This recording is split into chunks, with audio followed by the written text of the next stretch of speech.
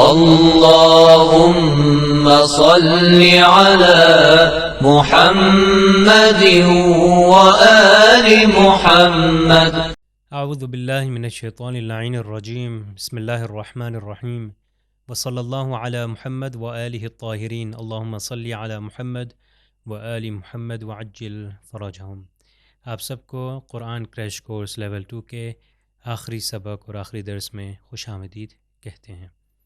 جیسا کہ ہم جانتے ہیں کہ یہ ماہ رمضان بہترین مہینہ ہے اور ربیع القرآن ہے، قرآن کی بہار والا مہینہ ہے، اور انشاءاللہ ہم اس سے بہترین طریقے سے فائدہ اٹھا رہے ہوں گے اور زیادہ سے زیادہ قرآن کی تلاوت کر رہے ہوں گے.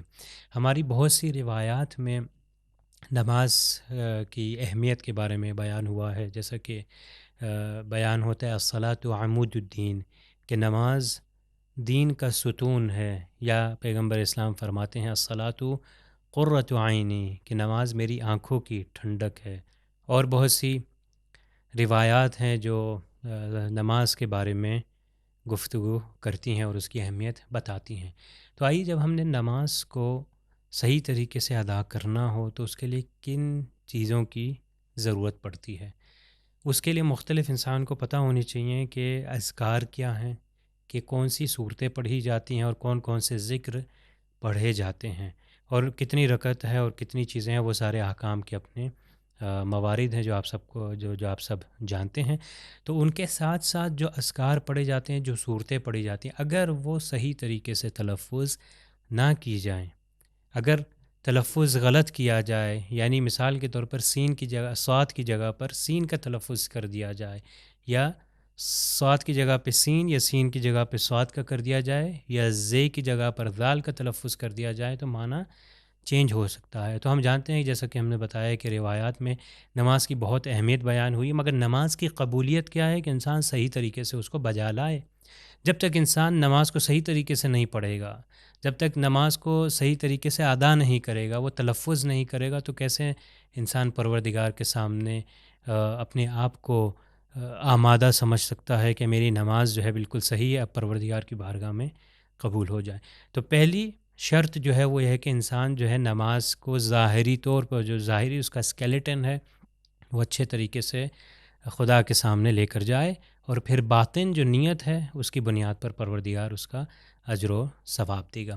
تو آئیے، آج کا ہمارا لیسن جو آخری لیسن ہے اور آخری درس ہے، اس میں ہم نماز کی پروننسیشن کو ہی صحیح کریں گے، کہ ہم دیکھیں گے کہ نماز کے اندر جو صورتیں پڑھی جاتی ہیں اور جو ذکر ہیں، جیسے رکوع میں، سجدے میں اور تشہد میں، اور آخری جو سلام پڑھا جاتا ہے، اس میں جو واجب ذکر ہے اور مستحب ذکر بھی آپ کے سامنے لے کر آئیں، تاکہ کم از کم ہم اپنی نماز کو by the and of this course صحیح طریقے سے بجا لا سکیں. آئیے آپ دیکھ سکتے ہیں، سب سے پہلے ہم جانتے ہیں کہ سورہ حمد جو ہے نماز کے اندر 5 واجب نمازیں ہیں دن میں.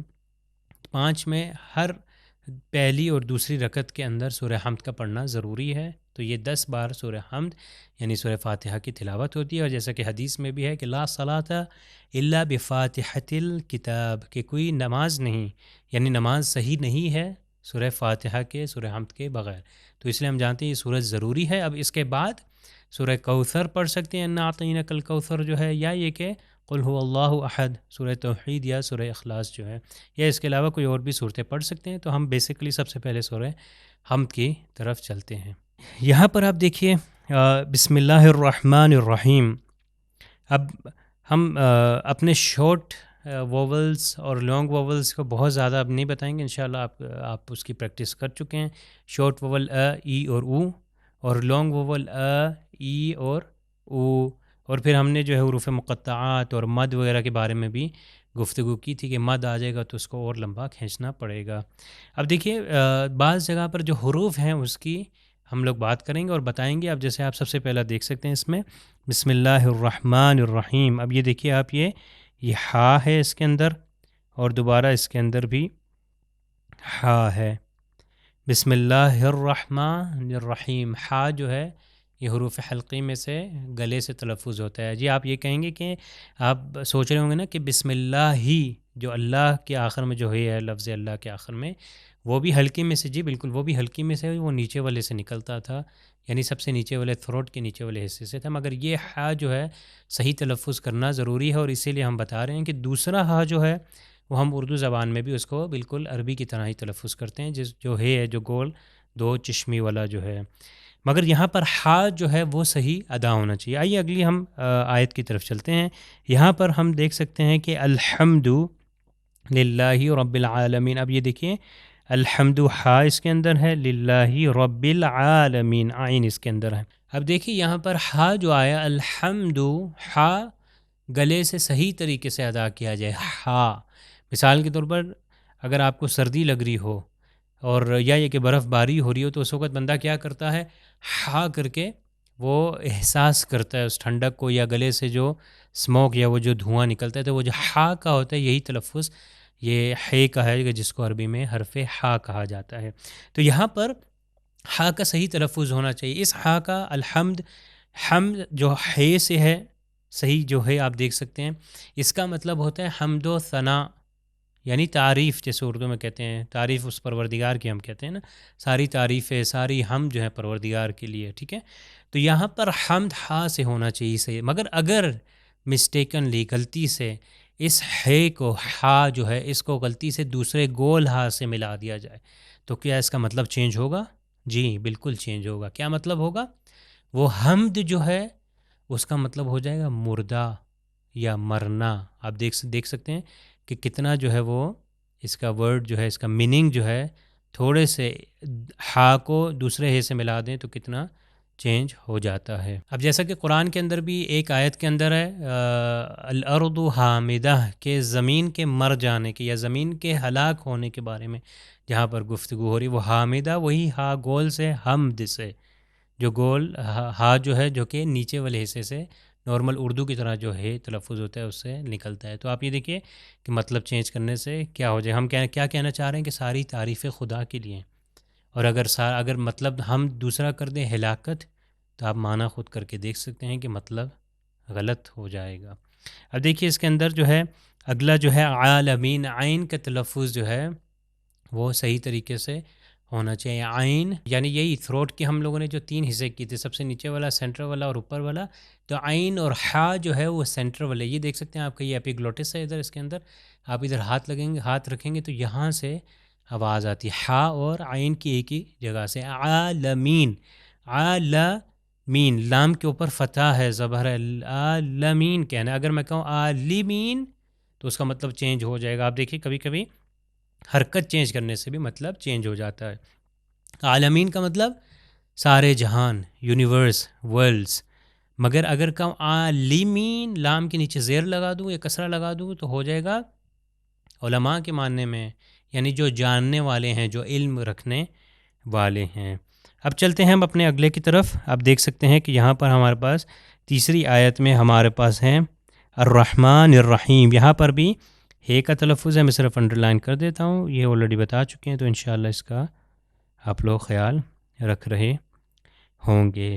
جی ابھی اگلے پہ چلتے ہیں۔ یہاں پر ہے مالک یوم الدین، یہ میم کے اوپر بیسیکلی آپ دیکھ سکتے ہیں کہ پرنٹس کے اندر، بعض پرنٹس کے اندر جو ہے فتح کے ساتھ وہ کھڑا زبر ہوگا یا شورٹ الف جس کو کہتے ہیں، مالکی یوم الدین۔ اگر میں نے اس کو مالکی یوم الدین کہنا ہے، اگر میں کہوں مالکی تو اس کا مطلب بھی چینج ہوتا ہے، اس کو ادھر لمبا نہیں کرنا، مالکی یوم الدین، مالکی یوم الدین ملانا ہے اس کو۔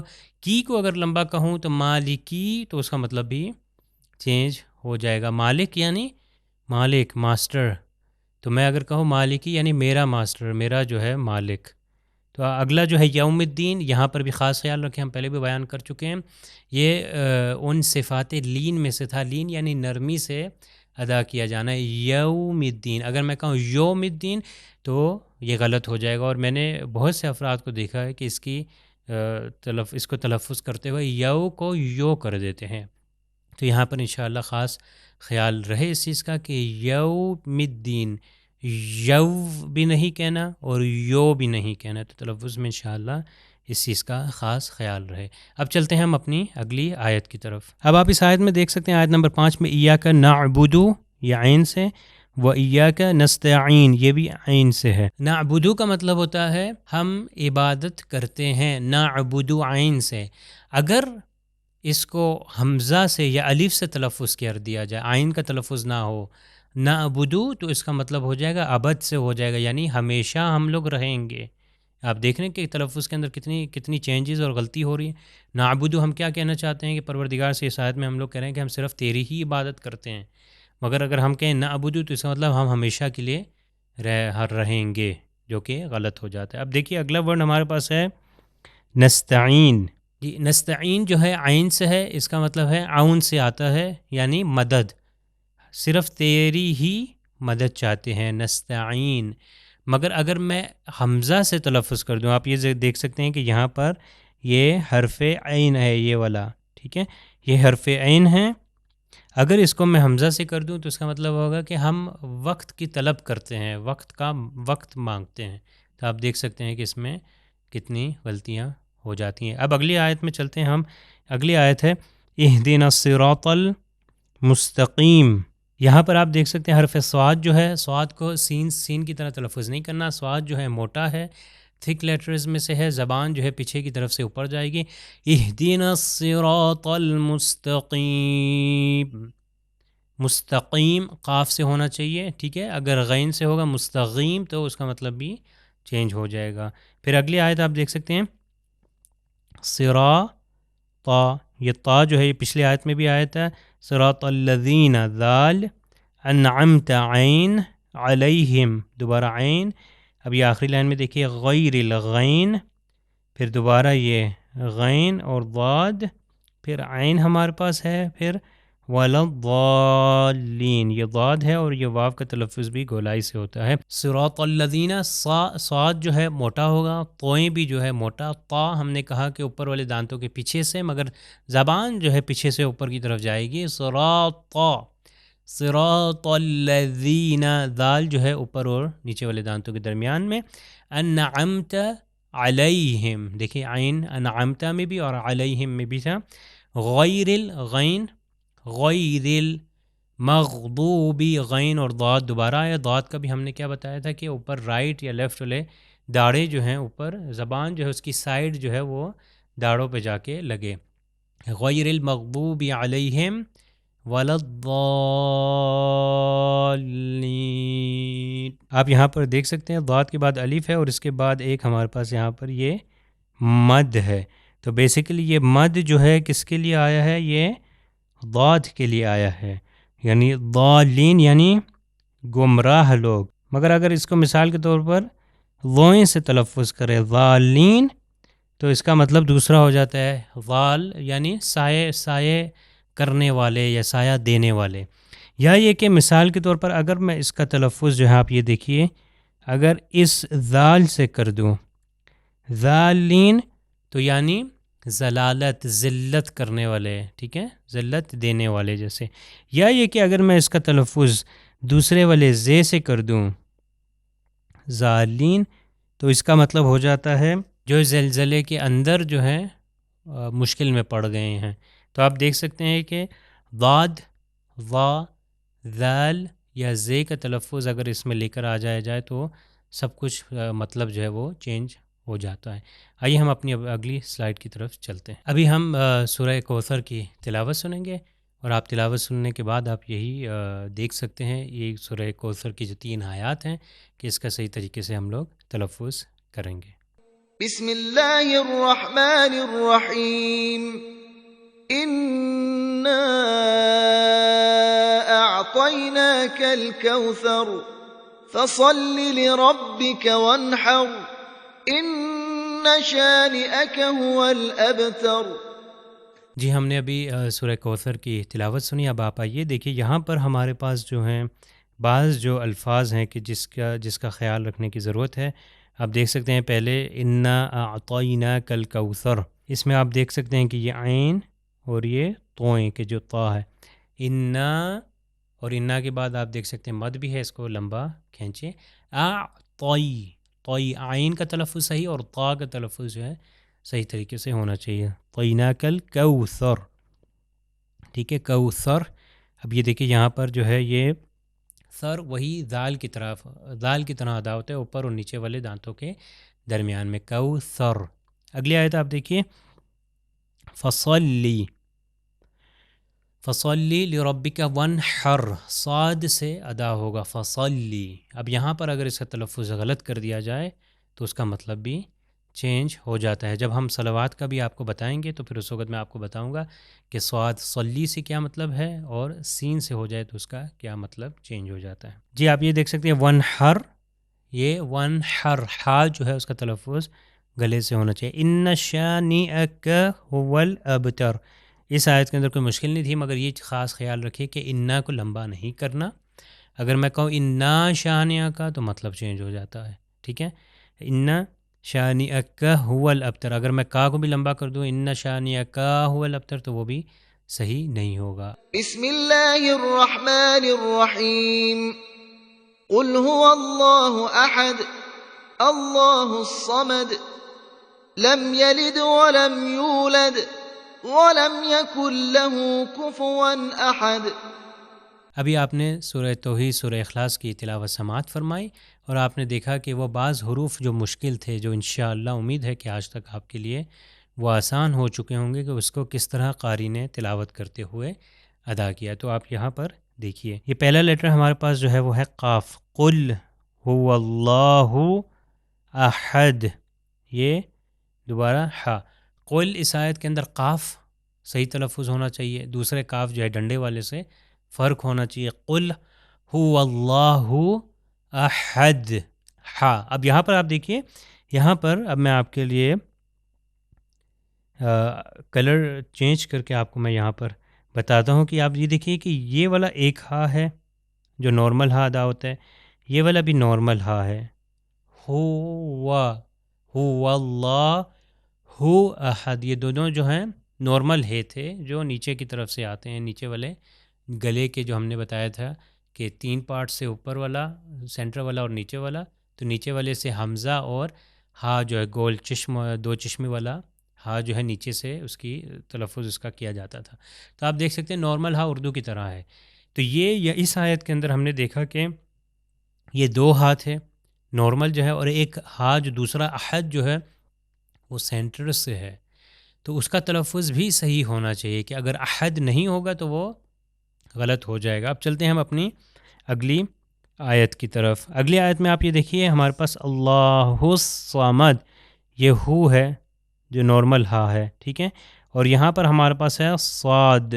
دیکھیے صمد جو ہے صاد سے ہے، کہ صمد جس کا مطلب ہے بے نیاز، اگر میں اس کو سین سے تلفظ کروں، غلط تلفظ کروں صمد سین سے، تو اس کا مطلب ہو جائے گا ہمیشہ۔ آپ یہاں پر دیکھیے کیا خدا کیا کہنا چاہ رہا ہے، اللہ الصمد کے پروردگار بے نیاز ہے۔ اب اس کی تفسیر میں اگر آپ جائیں تو صحیح طریقے سے آپ اس کا معنی انشاءاللہ سیکھ سکتے ہیں، مگر صرف میں ان لیٹرز کو نشاندہی کر رہا ہوں تاکہ آپ لوگوں کو یہ پتہ چل جائے کہ قرآن کو صحیح تلفظ کرنا کتنا امپورٹنٹ ہے، کہ ہماری نماز کو وہ مشکل میں ڈال سکتا ہے۔ اور پہلی آیت کے اندر میں قل ہو اللہ احد ہے، وہ ہا کا تلفظ صحیح ہو، الف کا تلفظ نہ آئے۔ اگر ہم اس کو کہیں قل ہو اللہ او احد، او اگر کہیں الف سے تلفظ کریں تو غلط ہو جائے گا، ہو سے ہے۔ یہاں پر بھی اسی طرح اللہ الصمد، اللہ اس صمد نہیں کہنا، الف سے تلفظ نہیں کرنا۔ دیکھیے اگلی آیت پہ چلتے ہیں، وہ ہے لم یلد ولم یولد۔ تو یہاں پر الحمدللہ کوئی ایسی کوئی خاص مشکل نہیں ہے، صرف یہاں پر آپ دیکھ سکتے ہیں وا جو ہے اس کا تلفظ صحیح طریقے سے گولائی سے ہونا چاہیے، وا۔ آخری آیت یہاں پر ہے وَلَمْ يَكُنْ لَهُ كُفُوًا أَحَدٌ، آپ یہ دیکھ سکتے ہیں دوبارہ اس کے اندر یہ ایک واو آیا ہے، پھر دوسرا واو یہاں پر آیا، اور ہمارے پاس آخر میں ہا آ گیا، احد۔ اب آپ یہ اپنی اگلی سلائیڈ میں بھی آپ دیکھ سکتے ہیں کہ یہاں پر ہمارا دوسرا جو ذکر ہے، جیسے سبحان اللہ کہ ایک نارمل ذکر جیسے کہا جاتا ہے کہ نماز کے اندر پڑھا جائے، مستحب ہے، حتیٰ کہ یہ بھی کہا گیا کہ رکوع یا سجدے میں اگر رکوع میں آپ سبحان ربی العظیم و بحمد ایک بار پڑھیں تو کافی ہے، یا یہ کہ 3 بار سبحان اللہ سبحان اللہ سبحان اللہ بھی پڑھ دیں تو وہ بھی کافی ہے۔ البتہ مزید آپ اطلاعات کے لیے آپ اپنے مراجع، آپ اپنے مجتہد کو ریفر کر سکتے ہیں۔ تو یہاں پر آپ دیکھیں کہ سبحان اللہ یہ ایک نارمل ذکر ہے کہ جو رکوع میں بھی پڑھا جاتا ہے اور سجدے میں بھی، اور اس کے بعد جو نیکسٹ والا ہے وہ سبحان ربی العظیم و بحمد۔ اب یہاں پر میں دیکھیں میں مارک کر دیتا ہوں آپ کے لیے، یہ دیکھیں سبحانہ میں یہ ہا جو ہے اس کا تلفظ صحیح ہونا چاہیے. اگلے والے میں بھی دیکھیے سبحانہ ربی العین اور یہ ضوئیں عظیمی و بحمدی دوبارہ یہ ہے. اور آخری والے کے اندر بھی میں آپ کے لیے انڈر لائن کر دیتا ہوں سبحانہ ربی الاعلیٰ یہ اعلیٰ و بحمدی دوبارہ یہ ہا اور عین ہے. آپ یہ دیکھیں سبحانہ ربی العظیمی عظیم جو ہے عین سے ہے اور آگے ضوئیں ہیں توئیں اور ضوئیں والا جس کو عربی میں وا کہتے ہیں عظیم و بحمدی کے جس کا کیا مطلب ہے عظمت والا سبحان ربی العظیم. اگر اس کو مسٹیکنلی غلطی سے ضوئیں کی جگہ پر زے کا تلفظ ہو جائے رے اور زے والا جس کو عربی میں زا کہتے ہیں عظیم تو مطلب کیا ہو جائے گا اس کا ہو جائے گا سخت اور قوی دشمن. آپ دیکھیے یہاں پر کیا مطلب ہے اور اصل میں ہم لوگ کیا کہنا چاہ رہے ہیں ہم لوگ کہنا چاہ رہے ہیں کہ پاک اور منزہ ہے وہ ذات سبحان ربی العظیم کی عظمت والا. مگر اگر زے سے تلفظ غلط کر دیا جائے تو مطلب اس کا چینج ہو جاتا ہے. اسی طرح سبحان ربی الاعلیٰ عین کا تلفظ صحیح طریقے سے ہو و بحمدی. یہاں پر ایک اور چیز آپ غور فرمائیے گا کہ آخر میں آپ دیکھ سکتے ہیں کہ یہاں پر دیکھیں ان دونوں کے آخر میں یہ ایک ہے اور ہم نے ایک رول بھی بتایا تھا کہ جب ہم رکیں گے تو اگر ہم اس کو کنٹینیو کریں گے تو یہ ہو جائے گا و بحمدی ہی کیونکہ ہے کے نیچے زیر ہے کے نیچے کسرہ ہے. مگر کیونکہ جب رک جائیں گے تو اس صورت میں اس کے اوپر ایک سکون آ جائے گا ہو جائے گا و بحمدی. اس طرح تلفظ کیا جائے کہ سننے والے کو پتہ چل جائے جو سننے والا ہے اس کے کان تک یہ پہنچ جائے اور اس کو یہ سمجھ آ جائے کہ یہ آخر میں ایک ہے کی آواز آئی ہے اور آخر میں ایک ہے تھا. اگر ایسا تلفظ نہ ہو تو اس کا مطلب ہے کہ وہ آخر میں ہے آپ نے صحیح طریقے سے تلفظ نہیں کیا. اب میں تلفظ کرتا ہوں آپ دیکھیے سبحان ربی العظیم و بحمدہ دی دیکھیے آخر میں ہے کی آواز. اگر میں کہوں و بحمدی تو اس کا مطلب ہے کہ آواز نہیں آئی. تو یہ دو سبحان ربی العظیم میں بھی اسی طرح یہ عظیمی و بحمدہ اور سبحان ربی الاعلیٰ و بحمدی میں بھی اسی طرح یہ سبحان ربی الاعلیٰ و بحمدہ ٹھیک ہے ہاں کی آواز آئے. اب اگلے پیج پہ آپ دیکھ سکتے ہیں سمع اللہ لمن حمیدہ. اب یہاں پہ دیکھ سکتے ہیں اس کے اندر عین کا تلفظ ایک ہے اور آخر میں وہی اسی طرح ہے آئے سمع اللہ لمن حمیدہ. اگلا دیکھیے استغفر اللہ ربی و اتوب الیہ غین یہاں پر ہے استغفر اللہ ربی و اتوب الیہ یہاں پر بھی آخر میں ہاں ہے استغفر اللہ ربی و اتوب الیہ ہی کی آواز آئی. اگر میں کہوں الیہ تو بس اس کا مطلب میں نے ہے کو تلفظ نہیں کیا الیہ. آخری دیکھیے بحو ہا جو ہے بحول اللہ و قوتہ اقوم و اقعد. یہاں پر آپ دیکھیے یہ قاف پھر دوبارہ قاف اور یہاں پر دوبارہ قاف اقوم و اقعد ہے اقود نہیں ہے اقعد. اب چلتے ہیں ہم اپنے نیکسٹ پیج کی طرف.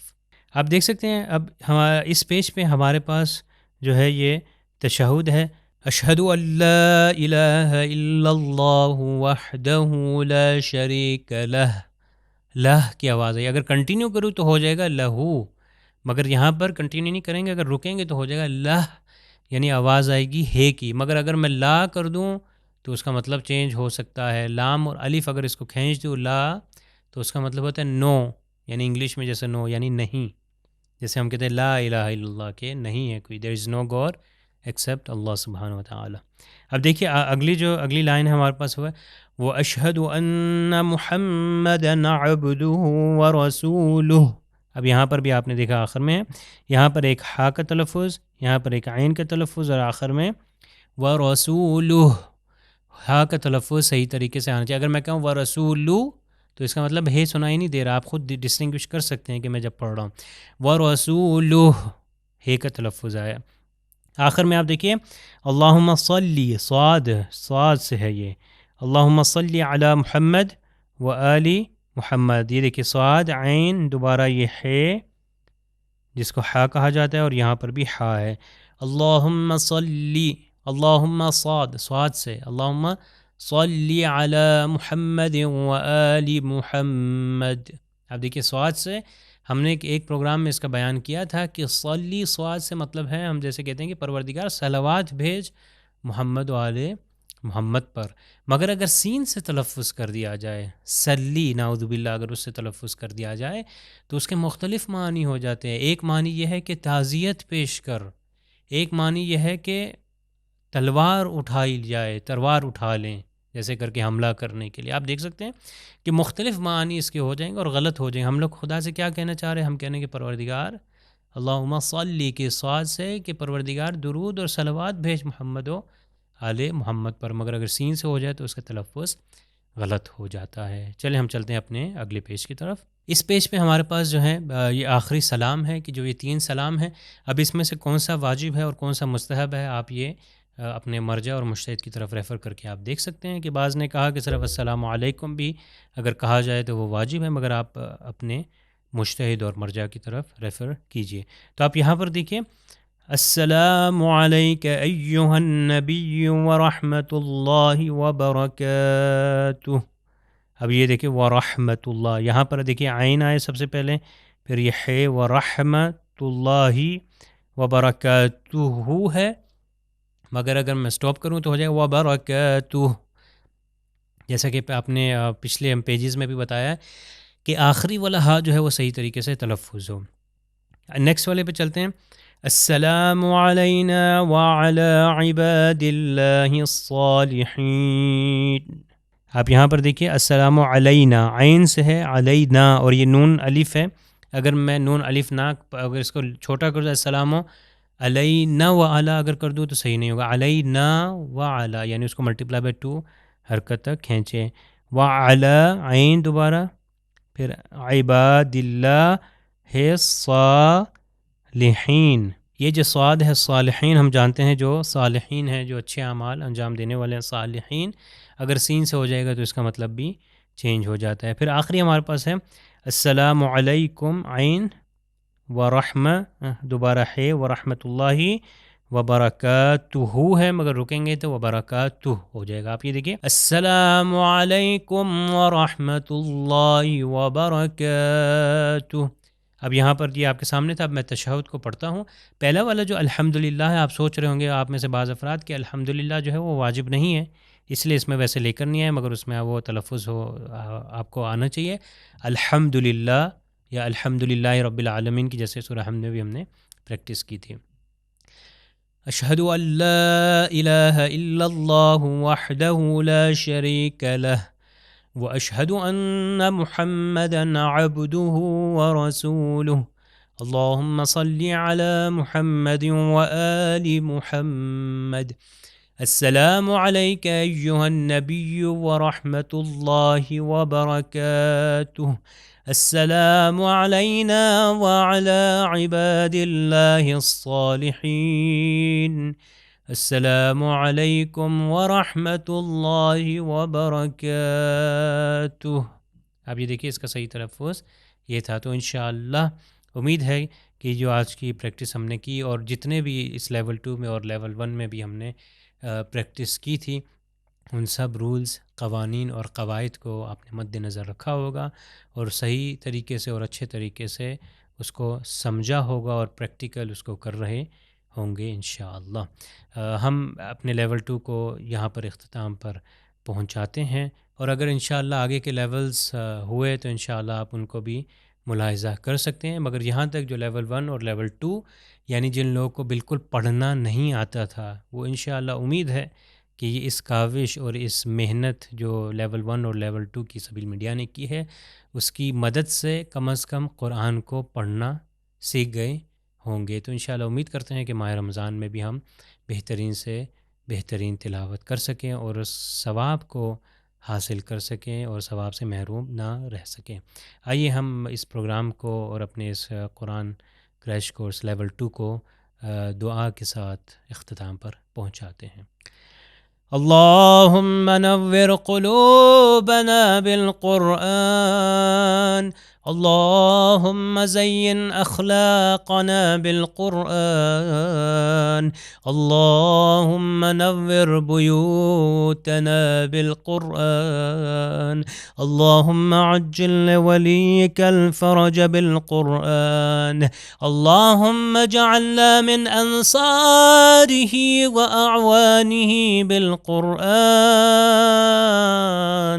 اللهم انصر المسلمين بالقرآن، اللهم اخذل الكفار والمنافقين بالقرآن. والسلام علیکم ورحمۃ اللہ وبرکاتہ۔ سبیل میڈیا، قرآن و اہل بیت کا راستہ، کامیابی کا راستہ۔